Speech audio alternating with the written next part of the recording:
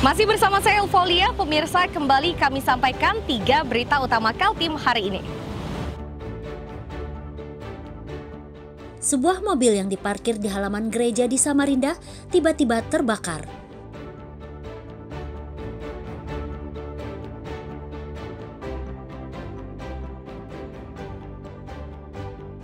Warung kopi Pangku yang beralamat di jalur Samarinda Tenggarong dirazia oleh aparat gabungan.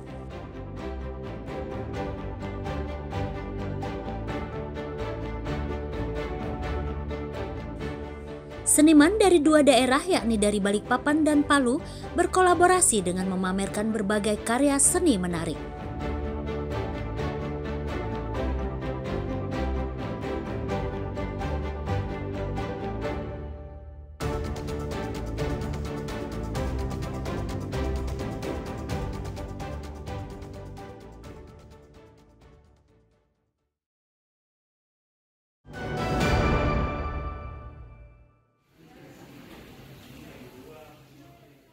Dapur makan bergizi gratis di Kelurahan Karangambun, Kecamatan Tanjung Redep ini merupakan satu di antara 9 satuan layanan pemenuhan gizi atau SPPG di Kabupaten Berau yang telah mengantongi sertifikasi layak higiene dan sanitasi atau SLHS. Sementara masih terdapat 20 SPPG lainnya yang sertifikatnya masih berproses.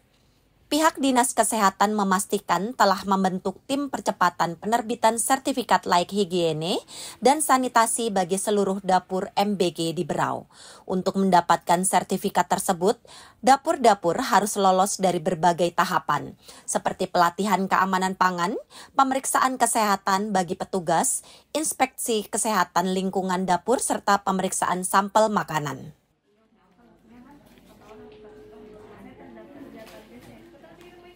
Jadi kita ada percepatan mulai dari khusus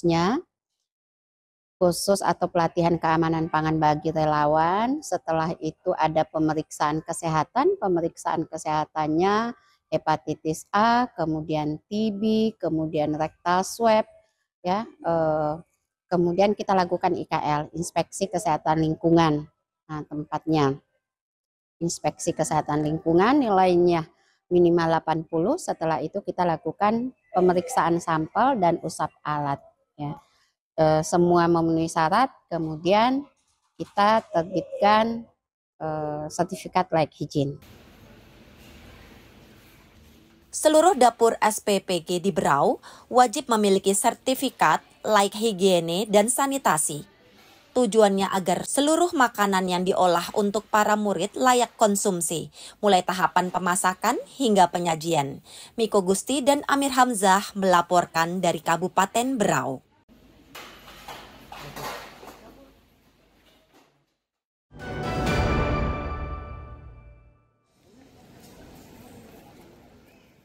Pameran lukisan, pertunjukan seni lukis sketsa, seni musik hingga permainan tradisional ini digelar di area pertunjukan di salah satu pusat perbelanjaan di Balikpapan pada Sabtu sore.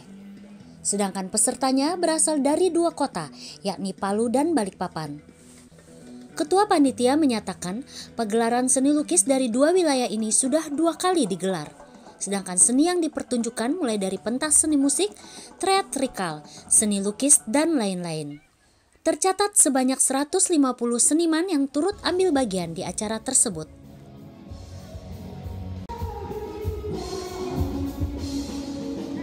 Adalah ini ya, pagelaran seni, kolaborasi seni, performance art. Jadi 2 kota satu panggung ini antara Balikpapan dan Kota Palu. Dan ini yang sudah part 2. Oke, part 2. Ini ya. Apa aja yang ditampilkan ini, Bang? Ini semua lintas disiplin ilmu ada di sini. Mulai dari teater, musik, seni rupa, tari, sastra, ada semua. Dan part 2 ini ada lebih dari 150 seniman yang ikut bergabung. Oke, harapannya dari kegiatan ini, Bang?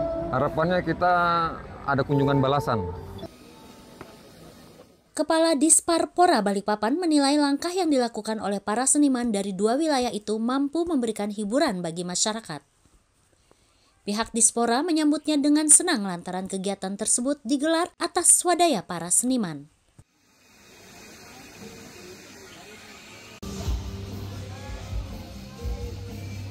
2 kota Balikpapan dan Palu, mereka membuat satu panggung melibatkan seluruh seniman. Jadi baik seni musik, seni tari, seni lukis, dan mereka komitmen gitu dengan swadayanya mereka mampu menghadirkan suatu hiburan buat kita. Dan ke depan mereka akan meluaskan lagi dengan Makassar. Meski menarik perhatian publik, namun pagelaran seni ini hanya digelar sehari. Rencananya kegiatan seperti ini akan digelar secara bergantian dengan memilih areal umum seperti taman dan tempat wisata. Riani Mantini dan Amir Hamzah melaporkan dari Balikpapan.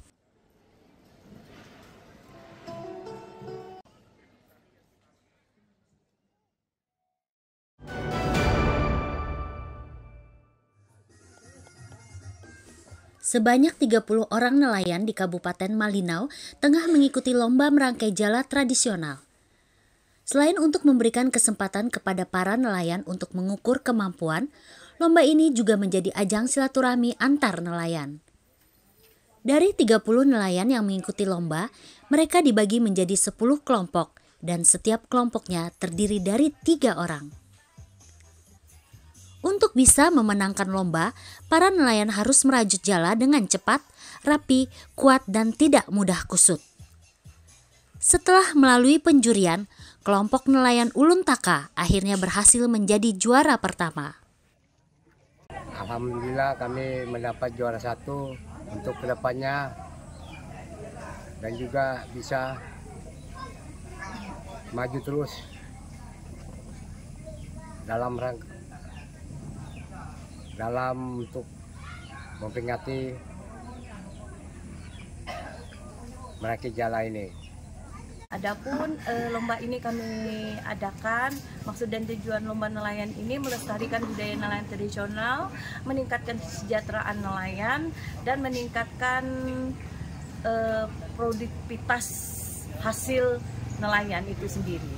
Ya, salah satunya juga untuk menjalin silaturahmi bersama nelayan tradisional yang berada di Kabupaten Malinau.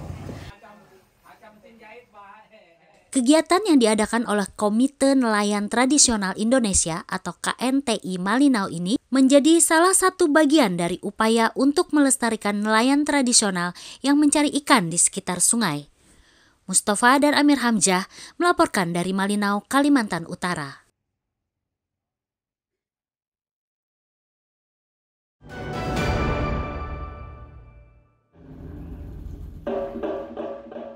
Puluhan pelajar yang tergabung dalam grup marching band Gita Bahana tengah mempersiapkan diri untuk menghadapi kejuaraan marching band tingkat nasional.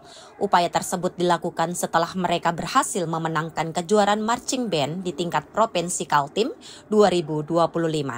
Ketua tim marching band menyatakan grup Gita Bahana sudah menjalani latihan sejak bulan Mei 2025.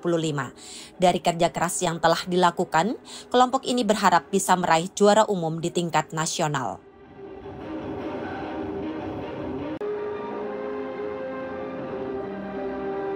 Kami persiapannya dimulai dari bulan April, kami persiapannya, dan untuk intensnya kami di 4 bulan terakhir ini kami lebih intens, jadi dan 1 bulan terakhir ini lebih dipor lagi untuk latihannya.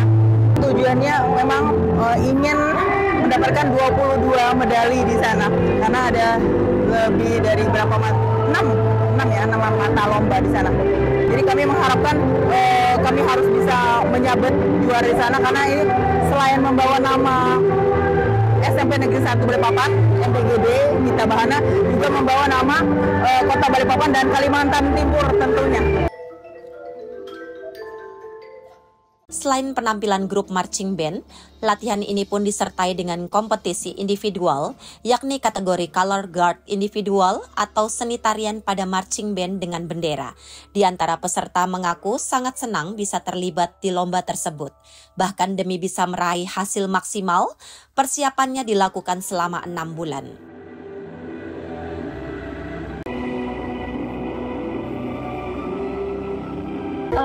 Lebih dari sekitar 6 bulan. Ada kendala nggak sih selama latihan atau persiapan sebelum berangkat nih? Ya pasti ada, cuman kan kita perlu yang namanya proses, jadi perlu berkembang juga, dan kalau terus latihan dengan semangat pasti bisa. Sebelumnya sudah pernah mengikuti perlombaan seperti ini? Kalau untuk individual sama sendiri aja. Baru ini pertama kali? Iya, baru pertama kali. Akankah grup marching band Gita Bahana mampu meraih sukses untuk mengharumkan nama kelompoknya di tingkat nasional? Untuk mewujudkan hasrat tersebut, mereka harus membuktikannya dalam lomba yang akan digelar pada akhir bulan November 2025. Riani Mantini dan Amir Hamzah melaporkan dari Balikpapan.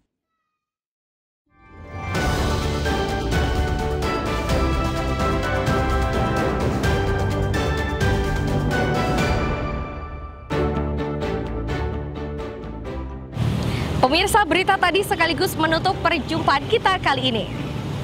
Akhirnya saya Ulfolia dan tim redaksi yang bertugas mengucapkan terima kasih atas perhatian Anda. Selamat pagi, selamat beraktivitas, sampai jumpa.